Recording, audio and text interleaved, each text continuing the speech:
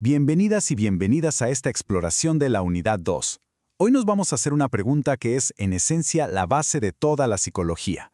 ¿Cómo es que el mundo que está allá afuera llega a convertirse en una experiencia consciente aquí adentro? Vamos a desentrañar los procesos de sensación y percepción, que son los que nos conectan con la realidad. Comprender esto es fundamental en nuestra formación. Y esta es la gran pregunta que guiará nuestro análisis. ¿Lo que vemos, oímos y sentimos es un reflejo fiel del mundo o es más bien una construcción, una interpretación que hace nuestro cerebro? Acompáñenme en este viaje desde el estímulo físico hasta el significado psicológico, y en el camino, quizá, cuestionemos un poco nuestra propia realidad. Para recorrer este camino de manera ordenada, aquí está nuestro mapa. Primero, vamos a sentar las bases, distinguiendo claramente entre sentir y percibir. Después, seguiremos el fascinante viaje de un estímulo. Analizaremos las grandes teorías que intentan explicarlo, veremos cómo se desarrolla esta capacidad y, por último, abordaremos qué sucede cuando se altera y por qué es tan relevante en la clínica. Muy bien, comencemos por el principio, por la distinción más importante de toda esta unidad. Es crucial establecer la diferencia conceptual entre lo que es la sensación y lo que es la percepción. Pensemos en la sensación como la materia prima. Es el proceso biológico por el cual nuestros sentidos, la vista, el oído, el tacto, capturan energía del ambiente. Son los datos en bruto, sin procesar, como la luz que entra por nuestros ojos o las ondas de sonido que llegan a nuestros oídos. La percepción, por otro lado, es lo que el cerebro hace con esos datos brutos. Es un proceso psicológico activo donde se organiza, se interpreta y se le da sentido a esa información sensorial. Es la diferencia entre detectar manchas de luz y color y reconocer el rostro de una persona. Entonces, para que quede totalmente claro, la sensación detecta, la percepción interpreta. La sensación es la entrada de datos, la percepción es la creación de significado. Hagamos una pausa pedagógica aquí. Piensen por un momento, si tuvieran que explicar esta diferencia con sus propias palabras, ¿cómo lo harían? No se trata de memorizar la definición, sino de comprender el proceso. Esta distinción es la base de todo lo que sigue. Perfecto. Ahora que tenemos clara esta diferencia fundamental, vamos a seguir el camino completo que recorre un estímulo desde que está en el mundo exterior hasta que se convierte en una experiencia consciente para nosotros. Imaginemos un árbol en un campo. Ese árbol, el objeto físico real, es el estímulo distal.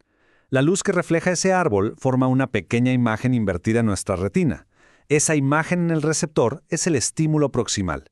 Y aquí ocurre el primer paso clave, la transducción, donde esa energía lumínica se convierte en impulsos eléctricos que el cerebro sí puede entender. A partir de ahí, todo es procesamiento neural hasta que finalmente reconocemos eso es un árbol. Y si queremos, decidimos caminar hacia él. Detengámonos en esta pregunta, porque es fundamental. ¿Por qué el cerebro no puede procesar directamente la luz o el sonido? La respuesta está en la transducción. El cerebro opera con un lenguaje propio, el lenguaje de los impulsos nerviosos, que es de naturaleza electroquímica. La transducción es el traductor universal que convierte la energía del mundo físico, luz, presión, moléculas químicas, al único idioma que el cerebro entiende. Sin este paso, el mundo exterior sería completamente inaccesible para nosotros. Bien, ya vimos el cómo ocurre el proceso. Pero la pregunta ahora es, ¿bajo qué principios o reglas el cerebro organiza toda esta información? Diferentes corrientes de la psicología nos han ofrecido respuestas muy interesantes. Vamos a revisar las más importantes. Una de las primeras y más influyentes es la psicología de la Gestalt. Su postulado central es revolucionario. No percibimos el mundo como una colección de pedazos o sensaciones aisladas.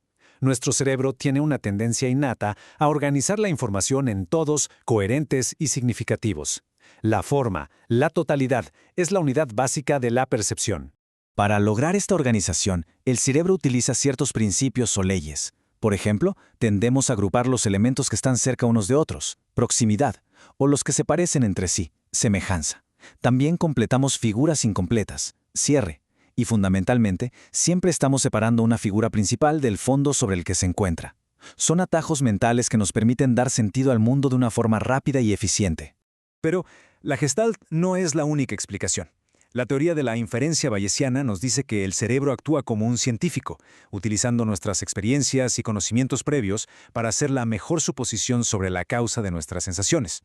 En un polo opuesto, la teoría ecológica de Gibson argumenta que la percepción es directa, que el ambiente es tan rico en información que no necesitamos hacer tantas inferencias, solo necesitamos sintonizar con la información correcta. Cada teoría nos da una pieza del rompecabezas.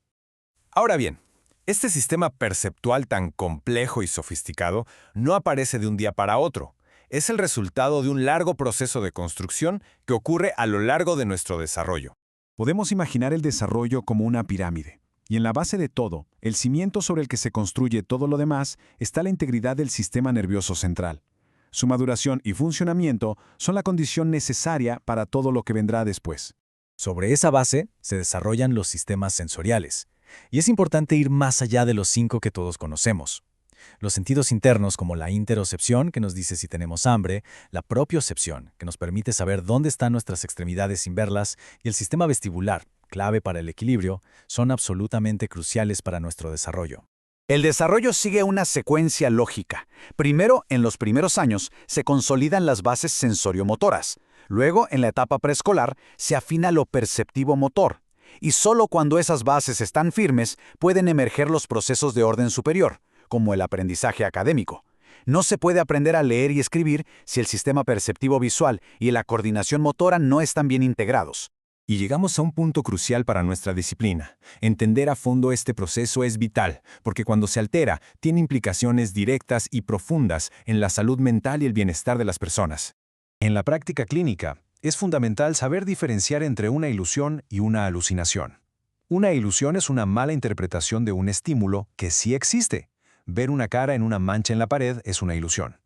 Una alucinación, en cambio, es una experiencia perceptiva sin que exista un estímulo externo que la provoque, como escuchar voces cuando se está en completo silencio. La clave es la presencia o ausencia del estímulo. Pensemos en esta pregunta.